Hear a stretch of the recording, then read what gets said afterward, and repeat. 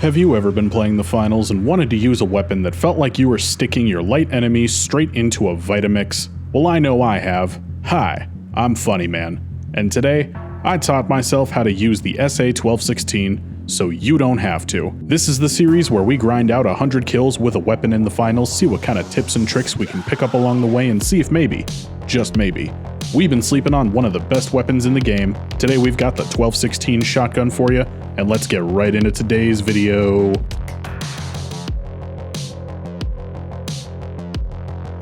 So the SA1216 is one of the original weapons in the finals. It's been here since the very beginning, and a lot of people think that it's just kind of an automatic win button, but there's a lot of nuance to how you use this shotgun. It's definitely the most unique shotgun in the game because of the firing mechanics that it has. So the SA1216 has a magazine with 4 chambers of 4 rounds in them that you have to flip through every 4 rounds. So you'll fire 4 shots, flip the mag. 4 more shots, flip the mag, and you will just keep doing that until you go through all 4 chambers and have to fully reload. So you have 16 rounds per magazine instead of 4. A lot of times when I use this weapon, I find myself hitting those first 4 rounds and get a kill, and then I'm like, oh crap, I gotta pop the mag because I'm low on ammo. It's a bad habit that takes some time to break, but once you do break it and you start using most of the rounds in your magazine before you reload, you end up being a lot more successful with this weapon. In terms of damage range, it doesn't have the best range in the game. I mean, you can burst down a light from about 10 meters away pretty easily. Medium is about the same. And same thing with the heavy too. Up close time to kill, 3 shots will go ahead and kill a light. 4 shots will kill a medium. And 5 shots will kill a heavy, so this gun absolutely has some insane damage potential when you're up close. But let's get right into tip number 1 with the SA1216, and that is, sometimes you should aim down sight with this weapon. I know, to anybody who's seen any of the other shotgun episodes I've made aside from the KS, you're gonna think that I'm spouting straight sacrilege here, but let me put you on some knowledge, okay? The hipfire recoil on this weapon is actually much stronger than the ADS recoil, so while 6 meters away, look at this recoil pattern. Okay, it goes up and to the left, but 6 meters away, look at the ADS recoil. The ADS recoil spread is tighter than the spread out recoil. Okay, let's take a look at 5 meters away. So 1, 2, 3, 4. That ADS recoil is so much tighter. So depending on what range you're at, when you're fighting someone, you may actually be better off aiming down sight for a short duration to go ahead and hit some of those shots. Now, especially when you have targets that are really close to you, you are going to want to make sure that you're tracking them well. Because this weapon kicks really hard, if you're fighting a light or something, it's entirely possible that you're going to kick over their head with this recoil while you're using the weapon, especially when everyone's moving around and dashing everywhere and whatnot.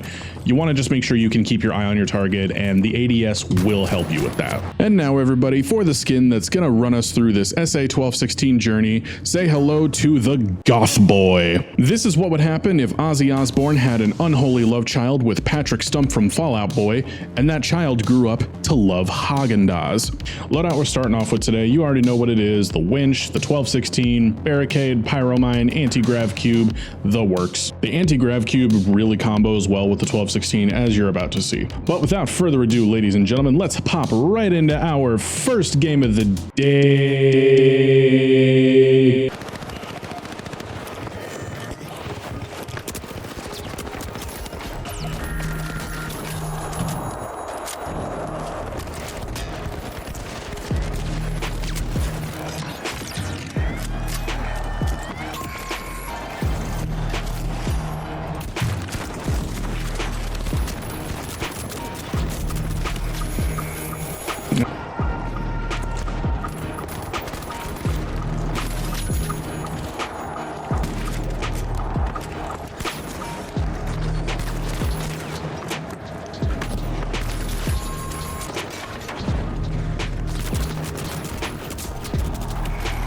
Well, that was a stupid thing to do. Girth Brooks? What the fuck? Oh shit, someone must have stepped on my mine because I got another kill.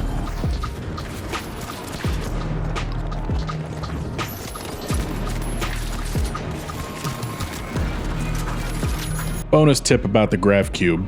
Just because it's great does not mean it's idiot-proof. Want proof? This idiot.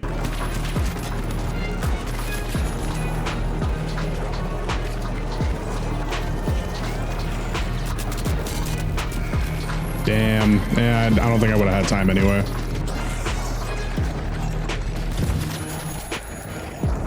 Stop that.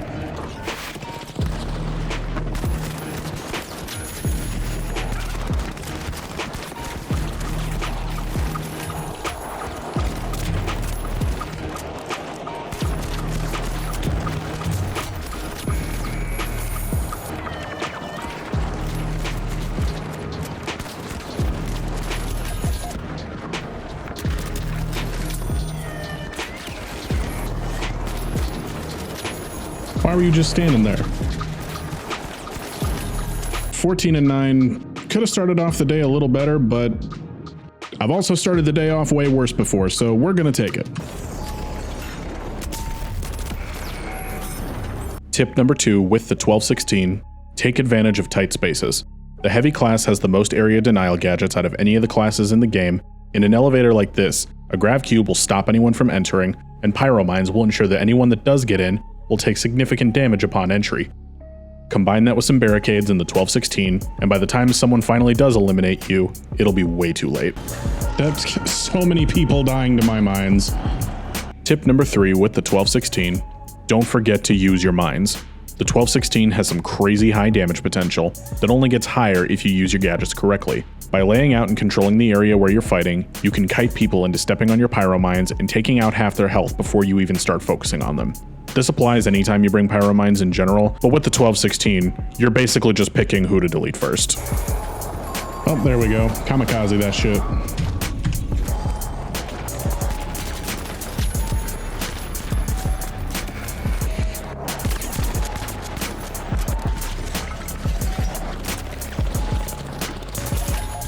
There we go. Come on, dude. 7-6. Yeah, we're not having a very good start to our morning, folks.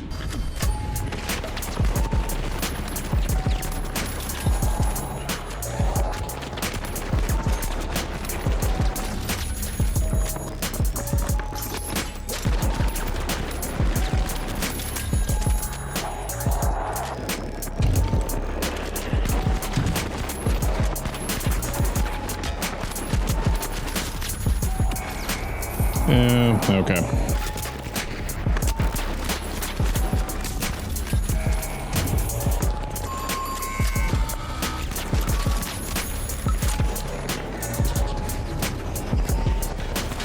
Hello.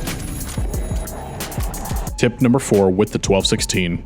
Be careful what weapons you're fighting against. Most of my deaths this game were because of the minigun right here.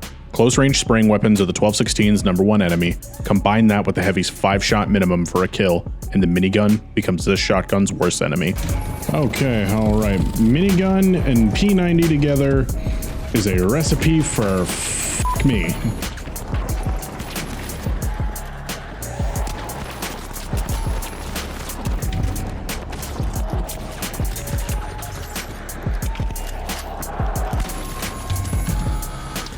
There we go.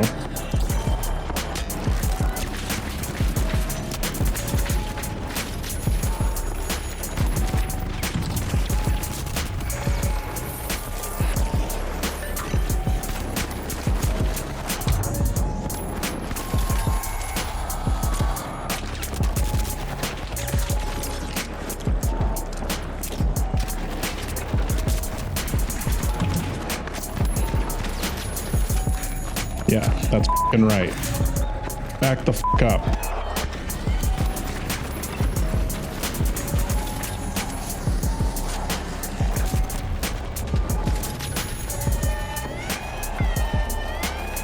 Yeah, get the f*** out of here. God. Okay, 38-28 at the bottom of the 4th. Big switch ups coming to our loadout now. Now we're going to be running the goo gun, the dome shield, C4, and anti-grav cube with the 1216. We're going to see how good this loadout can serve us. I know a bunch of people have been saying lately, why don't you use the dome shield anymore? Well, here you go. I'm using it now. Happy? Good. Let's keep going.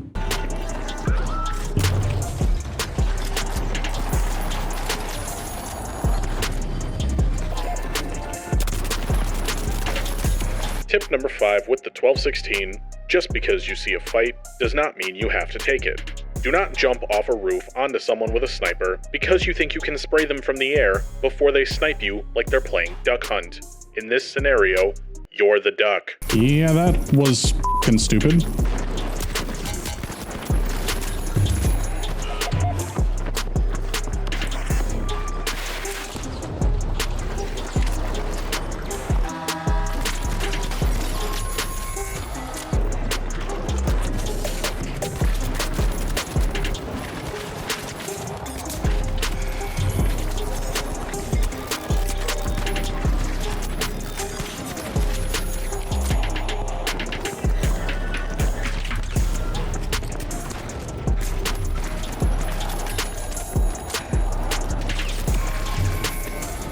Okay, I've been killed. Great, now go steal the box.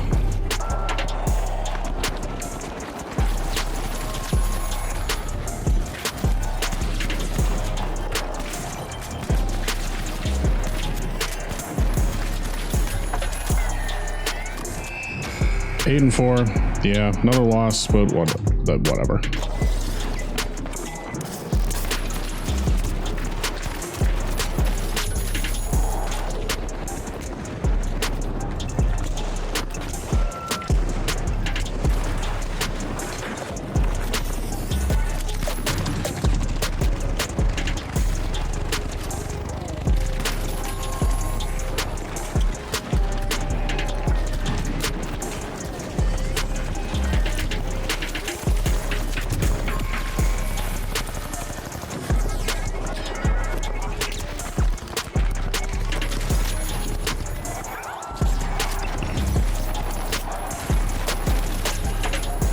Johnny Depp?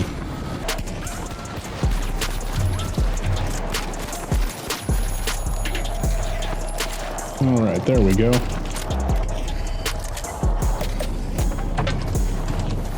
Okay, that's not good.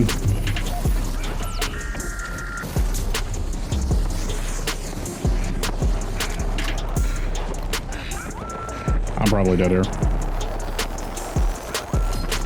Or I'm not.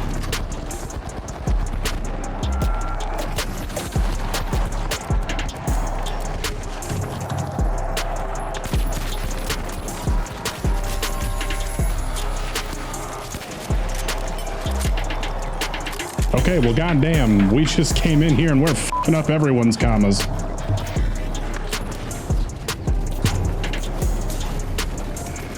Ah, damn. Johnny Depp and his flamethrower sent me to that big mega point in the sky.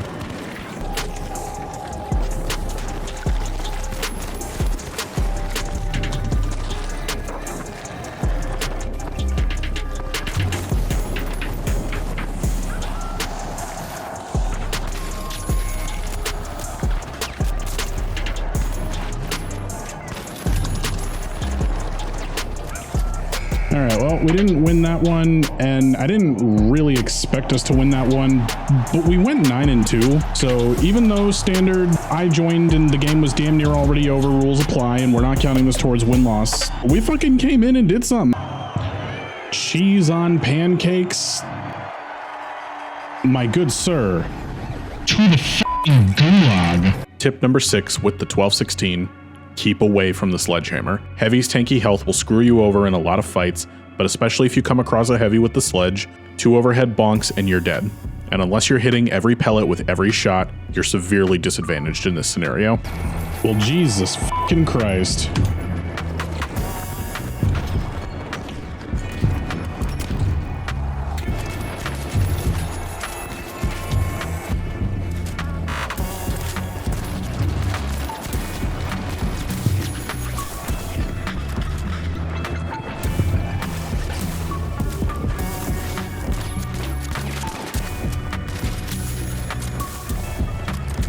Tip number 7 with the 1216, isolate your opponents. The Heavy's big ass frame makes it really easy for multiple enemies to spray you down without really giving you a chance to fight back. If you're fighting against a whole team, create separation and use the environment to ensure you only have to fight one person at a time.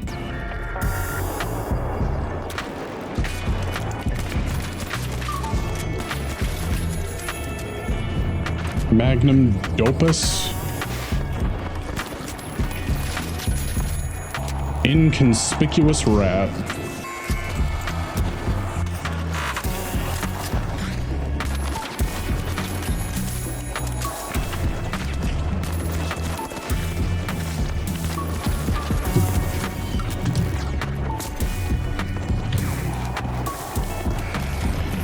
Yeah, that was a stupid fucking Hunter Biden laptop. I guess every bad name is coming out right now, huh?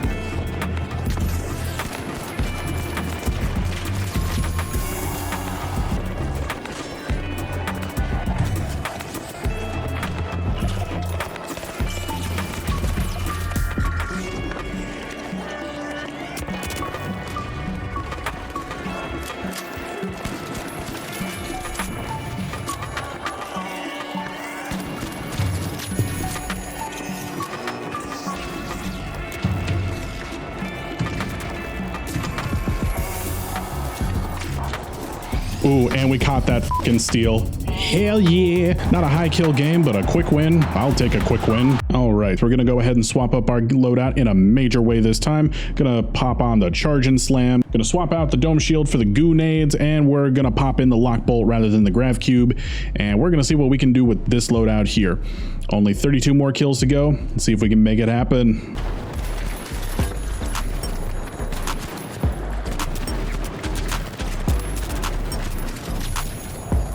Come on, aim.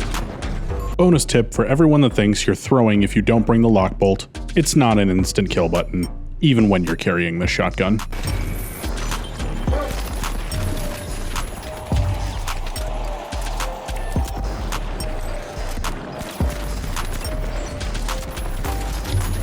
Bonus tip for goo grenades, but if you can land one right behind your opponent, you will strike the fear of God into them while you run the 1216.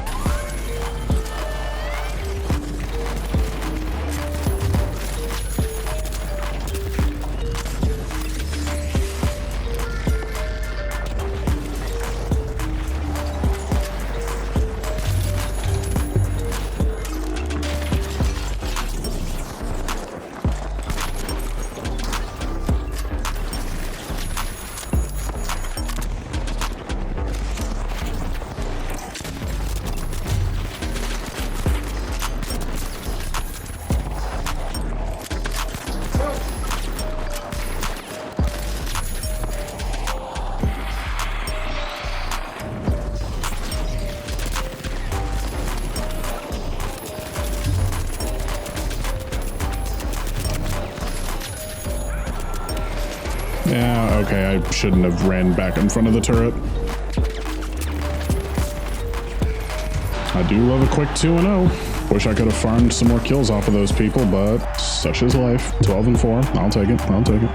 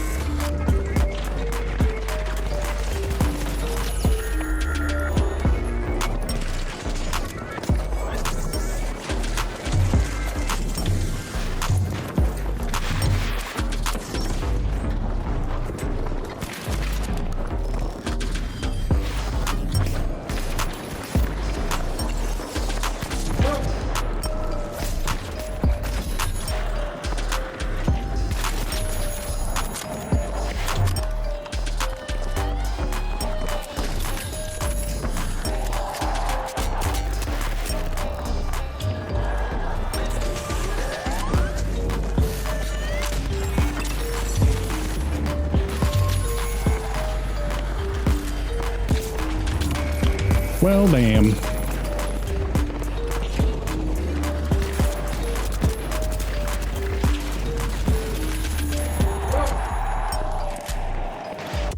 We absolutely tore it up during the last game of the series, and my biggest takeaway is that sometimes the classics really are the way to go. The 1216 is still an amazing pick in Season 8, not quite as amazing as it was in Season 1, but very balanced and very powerful in the current landscape of the game. It's definitely the better of the two heavy shotguns at close range, and it has a lot more to learn and play around with than many of the other shotguns in the game. If you can master the art of playing close range heavy, this is more than likely the gun you'll do it with. Ladies and gents, another day, another victory. So it only took us 11 games to get 100 eliminations with the 1216 today. Throughout those 11 games, we won 4, we lost 5, and 2 didn't count because, as you remember from our standard rules, if the matchmaking can't be bothered to put me in a lobby when it starts, I can't be bothered to hold myself accountable for that game being a loss, leaving us with a win-loss ratio of 0.8. So, not terrible. We've had a lot worse in this series. Oh. Dual swords.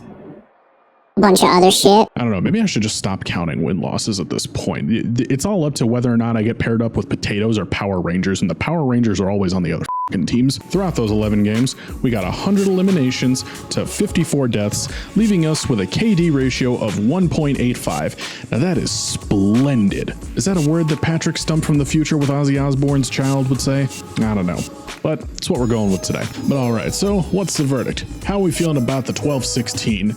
Is this one of the best guns in the game that we have been absolutely sleeping on? Boyo, let me tell you, if you don't learn to go use this damn thing right now, I swear to God, I'm gonna kick you right in the pants there, laddie. The SA1216 used to have the reputation as the heavy gun that you ran away from if you ever saw it. This thing used to be able to delete every class in 3 shots or less flat, and honestly, I don't miss those days. I like to talk a lot about how I stopped playing the game for a while after, partway through Season 1.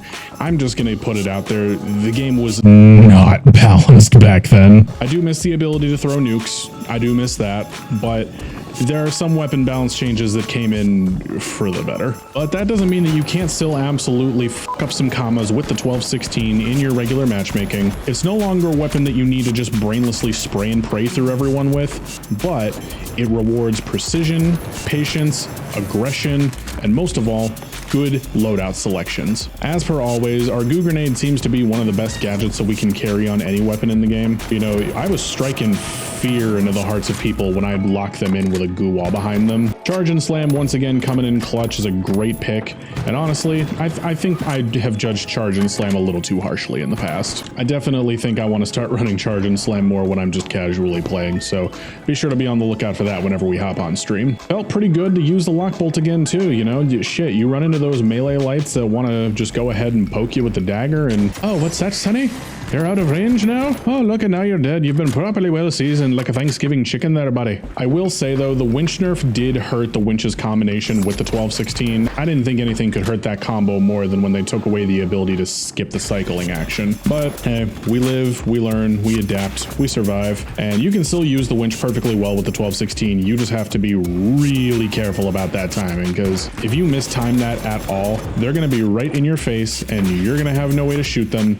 And it's even worse than it is with the BFR. If you miss the cycling animation and winch too early with the 1216, you're actually fucked. But all in all, even in Season 8, the SA1216 remains a really good, really solid pick, and I don't see it used very much outside of really competitive settings, so be sure to pick this one up and give it a try. You might be really surprised at how much you end up liking it. But anywho, that is going to wrap it up for today's video. Thank you guys so much for watching. Be sure to leave a like and subscribe if you haven't already for more finals content. Say what's up down in those comments and let me know, what do you think of the SA1216? Is it one of your favorite guns in the game? Be sure to hype this video up too, helps the channel out a lot. Thank you guys again so much for watching, and I will see you all in the next episode. Bye.